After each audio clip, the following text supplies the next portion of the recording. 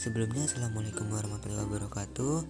Perkenalkan, nama saya Fani Indra Permana, NPM 1914509 dari Prodi Pendidikan Musik Universitas Lampung. Di kali ini saya akan menjelaskan materi tentang KD 4.3, yaitu menulis tentang musik barat. Dengan indikator pembelajarannya: 1. Nilai estetik seni dalam rentang sejarah musik barat. 2. Memahami tokoh-tokoh komponis musik barat.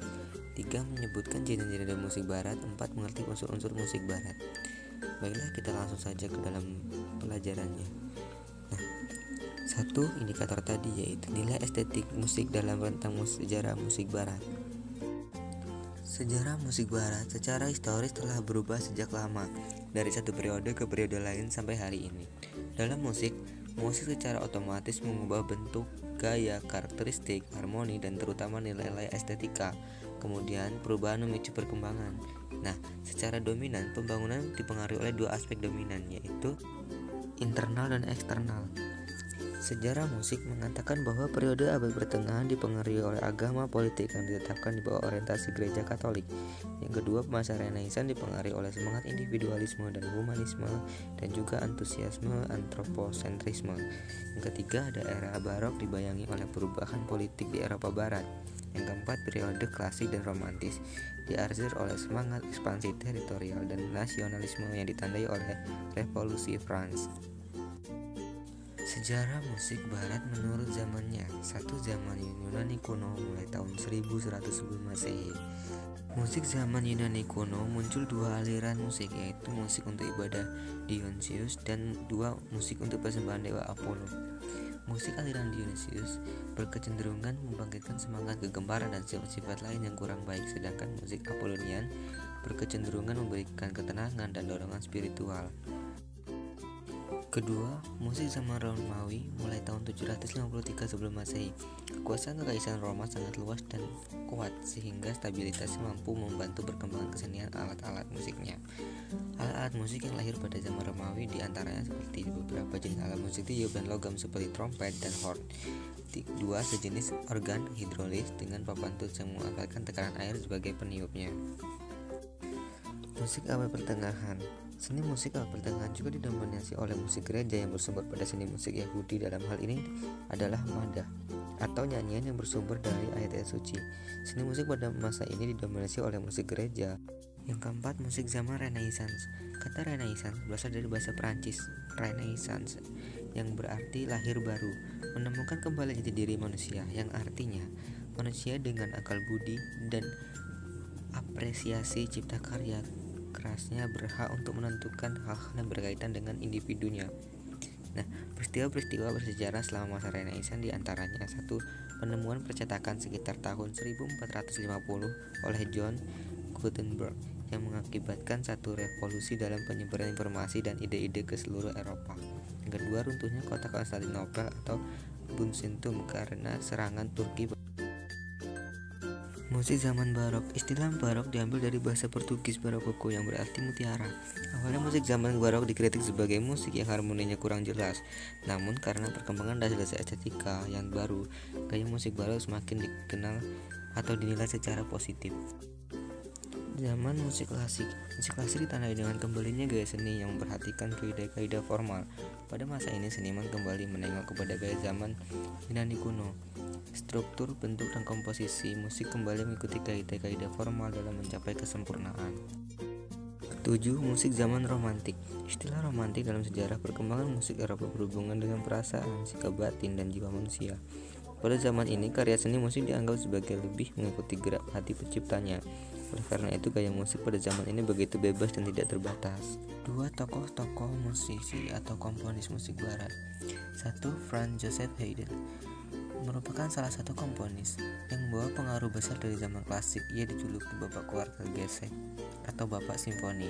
Haydn menghabiskan banyak waktu sebagai musikus untuk keluarga Estensi di Austria.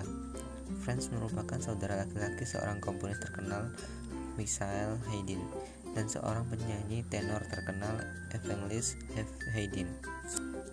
Yang kedua, Franz Liszt adalah seorang pianis, komposer, dan sekaligus seorang guru musik klasik di Hungaria. Sebagai pianis, ia merupakan salah satu pianis terbesar dalam sejarah musik dunia. Semasa hidupnya, Liszt setelah menulis sekitar 700 komposisi musik, termasuk di dalamnya lagu gerejawi dan puisi simfoni. Liszt mengajar dan memiliki sekitar 400 murid yang memperkenalkan musik baru di era romantisme. Yang ketiga, Franz Schubert. Ia merupakan seorang komponis berkebangsaan Austria. Sebelum menginjak di usia 20 tahun, Schubert telah menulis 6 simfoni, yaitu dengan judul Unificat Symphony atau Simfoni nomor 8 in B minor dan Great Symphony atau Simfoni nomor 9 in C minor. Keempat ada Frederick Chopin.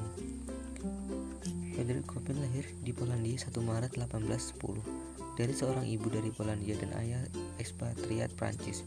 Chopin merupakan seorang pemain piano virtuoso dan salah satu bentuk komposer terbaik dari Polandia. Ia juga dikenal sebagai salah satu musisi romantik terbaik dan terbesar di dunia. Yang kelima, Wolfgang Amadeus Mozart. Ia merupakan salah satu tokoh penting yang membawa pengaruh besar pada zaman musik klasik romantik.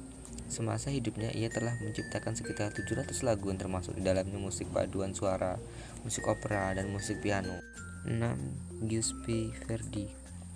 Ia adalah seorang komponis Italia dari era romantik yang menonjol dengan karya-karyanya opera ciptaannya.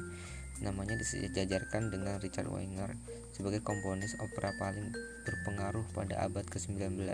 Ia juga mendominasi dalam dunia musik Italia setelah Bellini, Giunti, dan Rossellini. Ketujuh, Johann Sebastian Bach.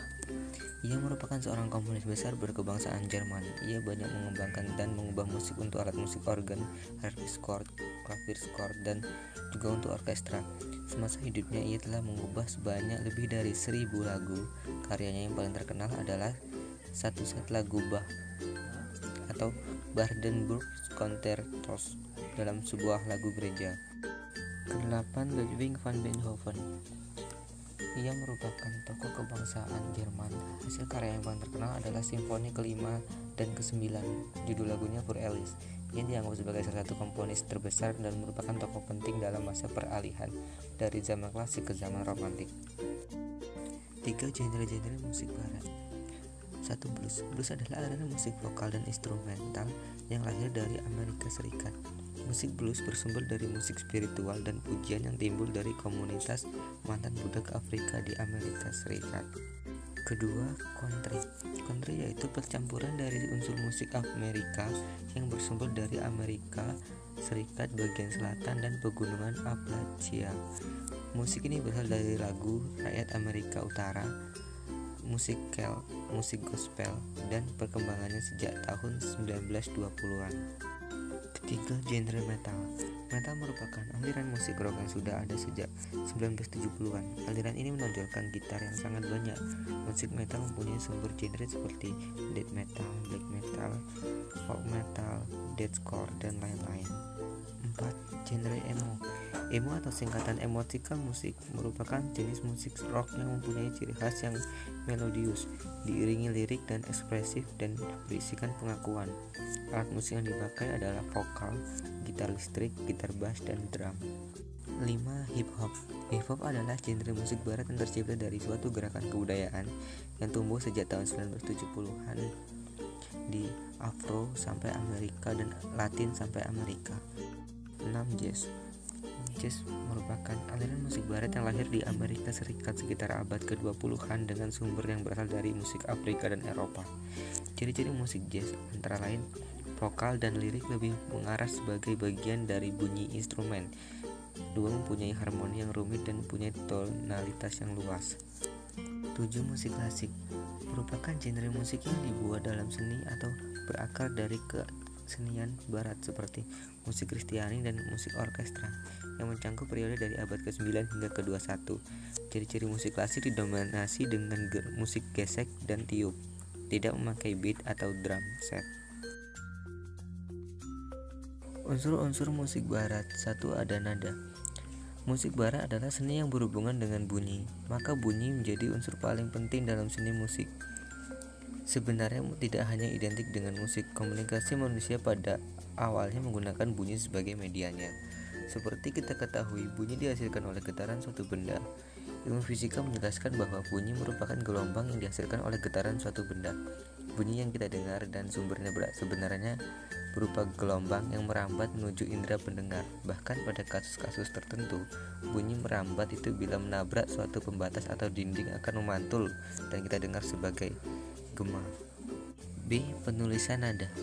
Lagu dapat dikenal lewat tulisan setelah manusia mulai mengenal tulisan. Berbeda dengan bentuk komunikasi bahasa biasanya dengan penulisan huruf, musik dikenal dengan notasi. Notasi musik adalah sistem penulisan nada lagu, sedangkan satuan nada dalam penulisan disebut not. Not dibagi menjadi dua, yaitu not angka dan huruf. Not angka yang digunakan dalam not tersebut 1 sampai 7 untuk nada yang rendah di 1 dan nada paling tinggi di 7 atau do tinggi dan do rendah. 2. Not balok. Dalam notasi musik, not ditempatkan di dalam balok not yang lazim disebut sebagai paranada. Paranada berupa 5 garis mendatar dengan jarak yang sama dan mengapit 4 spasi.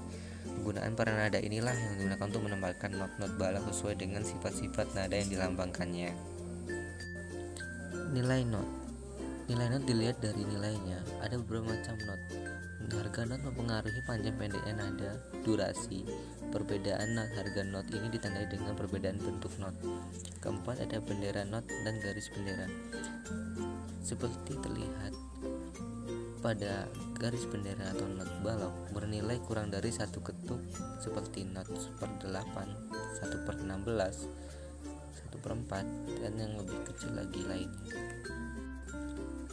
Tanda diam. Tanda diam dalam notasi musik, tanda diam dimaksudkan sebagai tanda tidak terjadinya nyanyian. Pada saat tersebut, penyanyi disarankan untuk mengambil napas sebagai persediaan nyanyian untuk nada selanjutnya. F. Tangga nada. Seperti sudah dijelaskan di atas, untuk mengetahui not atau nama not kita harus tahu letak tersebut dalam paranada. Oleh karena itu, pengetahuan tentang nama, garis-garis, dan spasi paranada juga penting. Selain itu, kita juga harus mengenal kunci paranada dalam notasi musik. Dalam notasi musik dikenal dengan 3 macam kunci paranada, yaitu kunci G, kunci F, dan kunci C. G. Tanda mula kres dan mol. Tanda mula kres berkaitan dengan nada dasar. Cara menentukannya adalah dengan berdasarkan urutan nada natural. Urutan tangga nada natural dianggap sebagai bahan dasar. Do sama dengan C, tidak ada kresnya. Untuk nada dasar selanjutnya dipakai patokan nada kelima dari urutan nada tersebut. Tanda nada mol. Tanda nada mol hampir sama dengan tanda nada kres. Cara menentukannya yaitu urutan tangga nada mol juga dengan berdasarkan urutan tangga nada natural. Urutan tangga nada natural dianggap sebagai berdasar dasar. C sama dengan do, tidak ada molnya. Untuk nada dasar selanjutnya dipakai patokan nada keempat urutan nada tersebut. Dinamik. Dinamik berarti kekuatan, yaitu keras lemahnya suatu nada yang dinyanyikan. Dinamik lagu akan mempengaruhi suasana lagu tersebut. Tempo. Sering kita dengar lagu yang biasanya dinyanyikan dengan lambat tiba-tiba diubah dengan cara dinyanyikan dengan cepat. Mendengar lagu yang diubah kecepatannya tersebut, sekejap kita merasa janggal. Inilah yang dinamakan dengan tempo. Bisa dikatakan cepat atau lambatnya suatu nada yang berjalan. Berikut ini merupakan salah satu contoh karya dari Beethoven yang dengan judul Für Elif.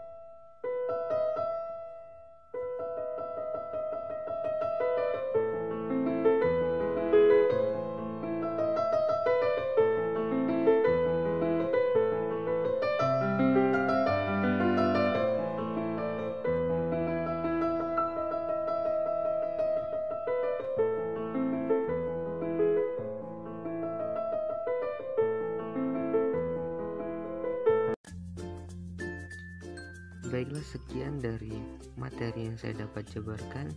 Semoga bermanfaat. Wassalamualaikum warahmatullahi wabarakatuh.